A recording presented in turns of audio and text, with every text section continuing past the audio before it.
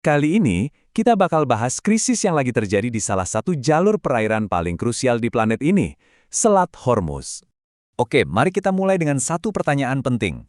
Pertanyaan yang bikin pasar dan pemerintah di seluruh dunia pusing tujuh keliling sekarang ini. Apa sih yang terjadi kalau arteri utama energi dunia ini tiba-tiba aja mampet? Coba lihat angka ini, 16 juta. Itu jumlah barel produk minyak bumi yang, di hari biasa ya, lalu lalang lewat Selat Hormuz.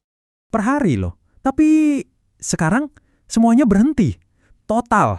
Dan mandeknya aliran ini, wah, langsung memicu gelombang kejut ke seluruh penjuru dunia. Nah, biar kita paham betul seberapa besar krisis ini, kita harus ngerti dulu nih, kenapa sih lokasi ini penting banget? Badan Informasi Energi Amerika Serikat punya istilah untuk tempat seperti ini, choke point atau titik sumbat. Gampangnya, ini tuh jalur sempit yang super penting buat pelayaran global, terutama energi, dan hampir nggak ada jalan alternatifnya. Dan dari semua choke point yang ada, Hormuz ini juaranya, paling kritis. Dan tabel ini nunjukin seberapa gilanya ketergantungan kita semua sama jalur ini. Bayangin aja, sekitar 20% konsumsi minyak dunia lewat sini. Lebih dari seperempat total perdagangan minyak lewat laut juga lewat sini. Belum lagi 20% gas alam cair global. Dan coba tebak mayoritas tujuannya kemana? Ke Asia. Jadi ini bukan masalah regional lagi, ini masalah global banget. Terus, gimana sih kelihatannya di lapangan kalau titik sepenting ini mendadak ditutup? Dampaknya langsung kerasa dan drastis banget. Data pelacakan kapal ini nunjukin lalu lintasnya anjlok lebih dari 90%. Dari yang tadinya rata-rata 150-an kapal per hari, sekarang cuma belasan, benar-benar lumpuh. Dan kenapa bisa anjlok separah itu? Ya karena ini, ada ancaman militer yang sangat jelas. Ancamannya blak-blakan, kapal apapun yang nekat lewat bakal diserang. Otomatis, jalur ini jadi zona terlarang. Dan blokade ini nggak pandang bulu loh. Bahkan Tiongkok yang notabene mitra dagang besar juga nggak dikasih lewat. Walaupun Beijing udah minta selatnya dibuka, kapal-kapal mereka tetap berhenti. Puluhan kapal Tiongkok malah sekarang terperangkap di dalam Teluk Persia. Dan puncaknya, perusahaan asuransi raksasa udah membatalkan semua polis risiko perang di wilayah itu. Selesai sudah.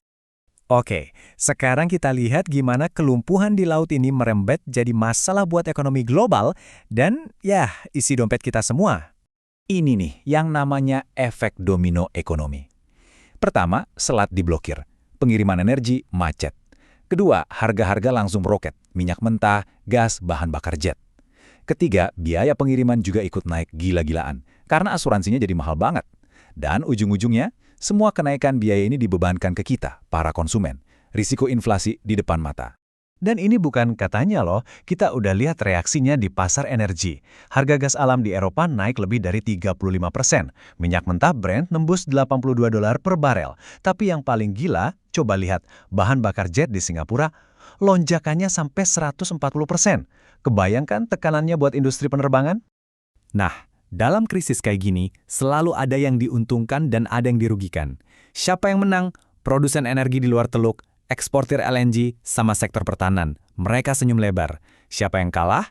Wah, daftarnya panjang. Maskapai penerbangan, produsen petrokimia, industri-industri yang boros energi, dan, ya tentu saja, kita semua sebagai konsumen global. Buat negara kayak Indonesia, ini pukulan telak. Seperti yang dibilang sama ekonom YB Suhartoko, kontribusi biaya BBM ke biaya produksi itu signifikan banget. Artinya, ongkos produksi naik, harga barang-barang ikutan naik, dan daya beli masyarakat bisa anjlok. Ini nyambung banget ke kehidupan kita sehari-hari. Oke, ini membawa kita ke pertanyaan paling penting. Pertanyaan yang bikin semua orang was-was. Selanjutnya bakal gimana? Para analis punya dua skenario. Skenario pertama, yang dasar, kalau konfliknya singkat, ya sekitar sebulanan lah, harga minyak mungkin puncaknya cuma di $85 per barel. Pasar bisa normal lagi. Tapi ada skenario kedua, skenario risiko ekstrim. Kalau konfliknya berlarut-larut, lebih dari 3 bulan, harga minyak bisa melesat di atas $130. Nah, kalau ini terjadi, kita bakal kena guncangan inflasi besar dan resiko resesi global jadi nyata banget. Terus, apa nggak ada jalan lain? Sayangnya, nggak ada solusi gampang. Memang ada beberapa jalur pipa alternatif buat motong kompas, tapi kapasitas totalnya cuma sekitar 7-8 juta barel per hari. Padahal yang lewat selat itu normalnya 16-20 juta barel. Artinya, lebih dari separuh aliran normal itu nggak bisa digantikan. Kekurangannya masih gede banget. Krisis di Selat Hormuz hari ini tuh kayak alarm kebakaran buat kita semua. Ini pengingat yang keras banget tentang betapa rapuhnya sistem pasokan global kita yang bergantung pada segelintir gang sempit. Jadi pertanyaannya sekarang bukan lagi apakah titik sumbat lain akan terancam, tapi lebih ke kapan dan di mana titik lemah kita yang berikutnya akan terekspos.